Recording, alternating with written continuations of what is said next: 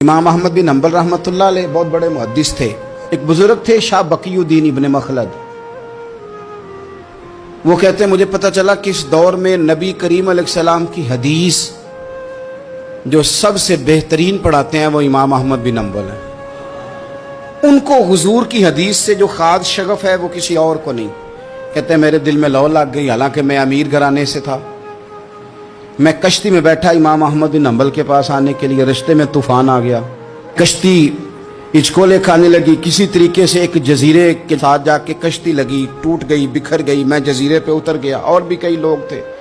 एक महीना वहां रहना पड़ा। बारिशें खत्म हुई, मौसम ठीक हुआ तो एक कश्ती दिखाई दी आती हुई।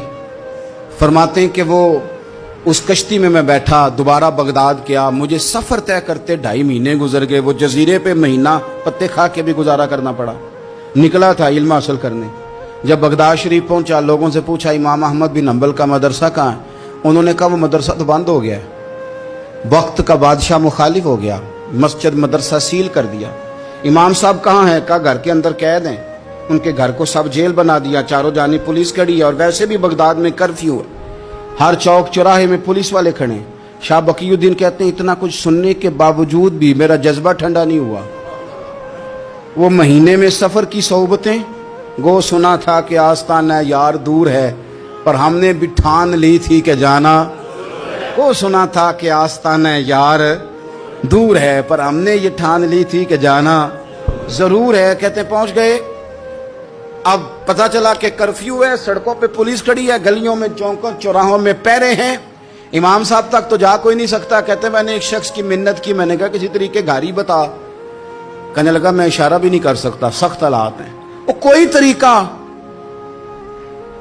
मैंने जब ज्यादा तड़प के कहा तो वो शख्स कहने लगा मैं उनके घर के करीब तुझे ले जाऊंगा और गुजरते वक्त सिर्फ आंख का इशारा करूंगा। कहते मैंने कहा ये भी ठीक है। उनके घर के तेरी तलाश में फिरे ना हम जंगल पहाड़ और दश्त में। उनके दरवाजे के करीब उसने इशारा किया। शाह बकीउद्दीन कहते हैं कि मैं घर दे के आ गया वापस।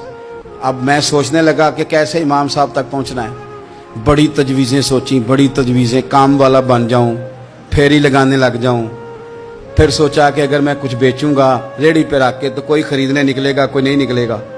किस तरह करूं, क्या करूं, बड़ी सोचें। बिल आखिर मैंने तय किया, अल्लाह अकबर।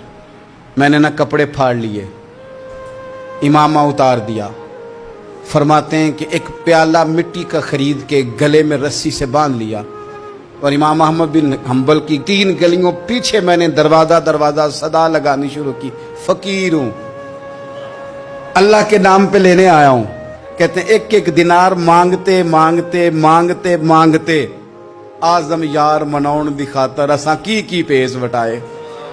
कहते हैं मांगते मांगते ना मैं इमाम अहमद बिन हम्बल के दरवाजे तक आया। अमीर घर का बच्चा था, बड़े पैसे जेब में होते थे। इमाम के दरवाजे पे सदा लगाई, कोई है अल्लाह के नाम पे देने वाला? कहते हैं नूर भरा दरवाजा खुला। एक गोरे मुखड़े वाला, सफेद दाढ़ी वाला, सोने इमामे वाला, चमकदार आंखें, नूरानी शबाहत। कहते इमाम अहमद बिन हम्बल बाहर आए और जैसे एक दिनार मेरे प्याले में डालने लगे तो मैंने हाथ चूम के कहा सोनिया तेरे कुर्बान जाऊं, मैं दिनार लेने नहीं आया, मोहम्मद अरबी की हदीसें सुनने आया हूं। कहते इमाम की भी आंखें खुल गई। कहने लगे इस हाल में आजम यार मनौन दी खातर की पेश बटाए का हुजूर क्या करता, यही एक तरीका रह गया था। मैं तो कहां से चला हूं, कहां पहुंचा हूं, क्या करूं?